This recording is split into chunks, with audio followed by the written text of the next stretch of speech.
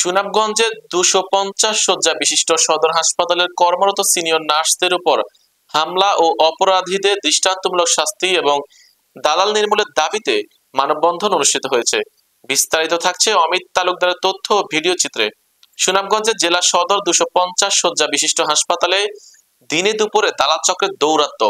রোগী থেকে শুরু করে ডাক্তার কর্মচারী পর্যন্ত কেউই নিরাপদ না। কর্মচারীদের ভাষ্য মতে এক যুবক হাসপাতালের একজনকে মারধর করেছে, সে চিহ্নিত দালাল। আরো অভিযোগ আছে সে নিয়মিত মাদকসেবী। বহুদিন ধরেই রোগীর স্বজন, হাসপাতালের স্টাফ, এমনকি ডাক্তারদের সঙ্গেও সে অশোভন আচরণ ও হামলা করছে বলে অভিযোগ আছে। আরো অভিযোগ আছে রোগীর নাম করে টাকা আদায়, মামলার ভয় দেখানো, জরুরি বিভাগে বিশৃঙ্খলা সৃষ্টি করা সহ এসব নিত্যদিনের ঘটনায় পরিণত হয়েছে। হাসপাতাল প্রশাসন বলছে দোষীদের বিরুদ্ধে প্রয়োজনীয় আইনগত ব্যবস্থা নেওয়ার জন্য তারা সংশ্লিষ্ট কর্তৃপক্ষকে অবহিত করেছেন।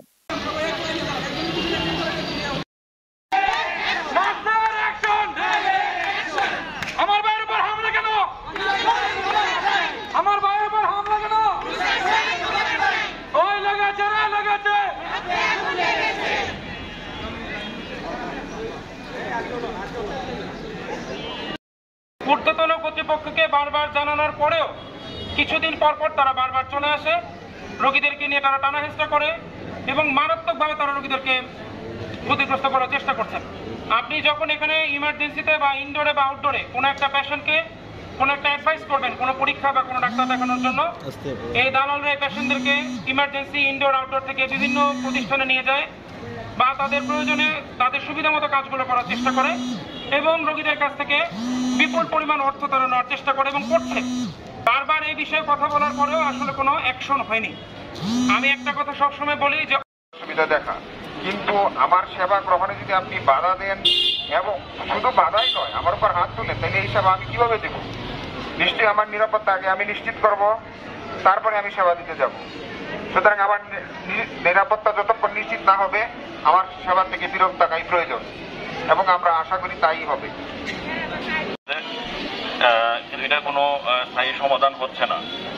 আমি চাই নার্স যারা ডিউটিতে আছেন বা সবাই যারা ডিউটিতে আছেন ভবিষ্যতে এটার ভালো কোনো সুরাহা না হলে যাতে সবাই একদম পূর্ণ কর্মবিরতিতে চলে যায়, তখন দেখা যাবে যে কিভাবে হাসপাতালটা চলে। ধন্যবাদ। পর্যন্ত আপনারা কথা বলেন না এই হাসপাতাল সম্পর্কে, অথচ আপনারা ওখান থেকে বকা খেয়ে আসেন, আপনারা ওখান থেকে কত কিছু খেয়ে আসেন, বকা খেয়ে আসেন, বকাঝকা করে আপনাদেরকে কঠিন কথা বলে, কিন্তু আপনারা কিছু বলতে পারেন না। আপনাদের কি মুখ নাই? আপনারা শুধু এখানে বলতে পারবেন, খালি বলতে পারেন আমরা আপনাদের সুনামগঞ্জবাসীর হাসপাতালে এসে চিকিৎসা দিবে এবং তারা একটা চিকিৎসা সেবা পাবে, এইটা আমরা চিন্তা করি এবং আমরা সবাই কামনা করি যে আমরা আমাদের এখানে যেই রোগীরা আসবে সুন্দর মতো চিকিৎসা নিয়ে এখান থেকে সুস্থ হয়ে বাইরে ফিরে যাবে। ঘটনাগুলো ঘটছে আমাদের হাসপাতালে, প্রতিনিয়তই ঘটছে এবং আপনারা জানেন যে এই বিষয়ে সবচেয়ে ক্ষতিগ্রস্ত হচ্ছে সাধারণ মানুষ। তা আপনাদের মাধ্যমে সবার কাছে জানাতে চাই, এদের যদি সুষ্ঠু বিচার না হয় তাহলে পরবর্তী পর্যায়ে আমাদের দ্বারা কাজ করা অসম্ভব হবে বলে প্রয়োজনে আমরা কর্মবিরতিতে যেতে বাধ্য হব। আপনাদের সবাইকে উদ্দেশ্য করে বলতে চাই, গতকালকের যে ঘটনা ওটা খুবই দুঃখজনক, ন্যাক্কারজনক। ওই দালাল আমার উপর অতিরিক্তভাবে হামলা করে এবং সে পালিয়ে যায়। এটার জন্য আমি সবার কাছে জানাতে চাই তাকে অতি দ্রুত 24 ঘন্টার ভিতরে ধরে ওকে শাস্তির আওতায় আনা হোক, দৃষ্টান্তমূলক শাস্তির ব্যবস্থা করা হোক এবং ওর সহযোগী যারা আছে সবাইকে আইনের আওতায় আনা হোক। আমি এটাই বলতে চাচ্ছি সবার কাছে। আইন প্রয়োগকারী সংস্থা আছেন, প্রশাসন আছেন, তারা এই ব্যাপারগুলো সুষ্ঠুভাবে সমাধান করবেন এবং ভবিষ্যতের জন্য এরকম ঘটনা না ঘটে সেজন্য সংশ্লিষ্ট ব্যক্তিকে যথোপযুক্ত শাস্তির ব্যবস্থা করবেন।